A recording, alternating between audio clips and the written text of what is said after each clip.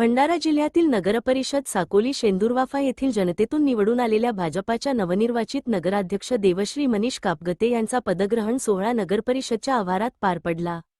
याप्रसंगी विधानपरिषद सदस्य आमदार परिणय फुके, जिल्हाध्यक्ष आशिष गोंडाने, माजी जिल्हाध्यक्ष प्रकाश बाळबुद्धे, माजी आमदार डॉक्टर हेमकृष्ण कापगते, नगराध्यक्ष देवश्री कापगते, मुख्याधिकारी मंगेश वाशेकर, जीप सदस्य डॉक्टर नेपाल रंगारी, अविनाश ब्राह्मणकर, भाजपा महिला जिल्हाध्यक्ष माहेश्वरी नेवारे आणि इतर मान्यवर उपस्थित होती। यावेळी नगराध्यक्ष यांनी शहराच्या नियोजनबद्ध, सर्वसमावेशक आणि नगराभिमुख विकास साधण्यासाठी बांधिलकी व्यक्त केली। पाणीपुरवठा, स्वच्छता, आरोग्य सुविधा, पायाभूत विकास आणि महिला सक्षमीकरण यांना प्राधान्य देत नागरिकांच्या समस्यांना सुद्धा प्राधान्य देण्याचा संकल्प व्यक्त केला। यावेळी नगराध्यक्ष, सर्व नगरसेवक यांचा सत्कार करण्यात आला। पुढील वाटचालीस शुभेच्छा देण्यात आल्या। सोहळ्याला मोठ्या संख्येने नागरिक उपस्थित होती। सोहळ्याचे सूत्रसंचालन प्रदीप गोमाशे यांनी तर उपस्थितांचे आभार ॲडव्होकेट मनीष कापगते यांनी मानले। महाराष्ट्र लाईव्ह न्यूज मदन कमाने, राज्य प्रतिनिधी, भंडारा। नमस्कार, मी देवश्री मनीष कापगते।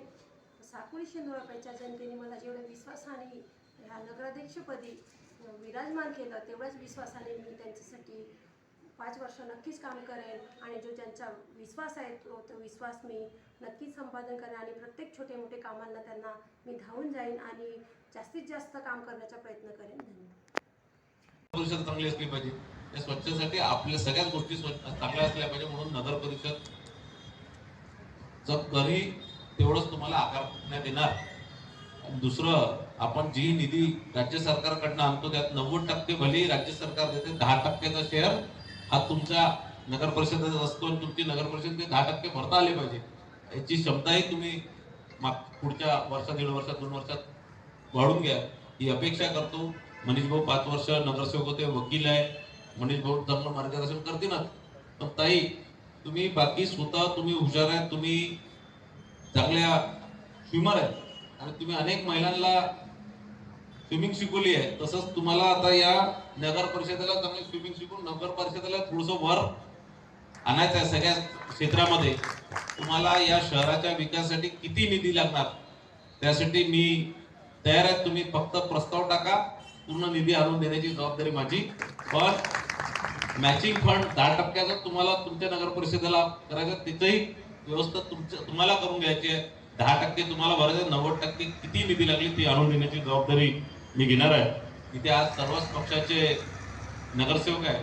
आता तुम्ही आजपासून कोणत्याही पक्षाचे नाहीये, तुम्ही या शहराचे आहे आणि तुमची जबाबदारी आता सगळे इथे काम करत असताना सगळे सोबत मिळून ताकदीने काम करा, हीच आपल्या सगळ्यांकडनं अपेक्षा आहे।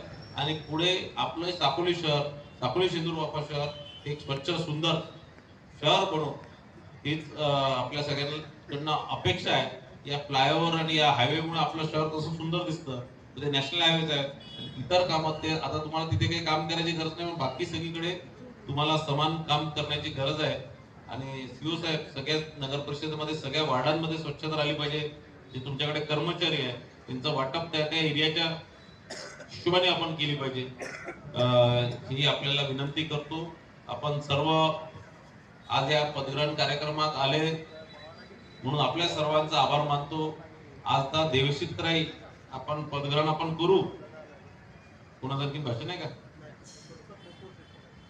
फोटो सेशन आहे, अच्छा एकत्र करायचं। अच्छा, डॉक्टर साहेबांची इच्छा आहे की सगळ्या नगरसेवकांनी एकत्र फोटो काढावा। पण ताई, आजपासून तुम्हाला जास्त जबाबदारी आहे,